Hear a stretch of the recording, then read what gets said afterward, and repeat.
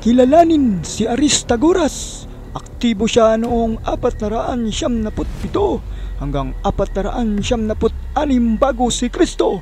Siya ay pangunahing tauhan sa kasaysayan ng Greco-Persian War at tirano ng lungsod ng Ionia na Miletus noong huling bahagi ng ika-6 na siglo bago si Kristo at unang bahagi ng ika-5 siglo bago si Kristo.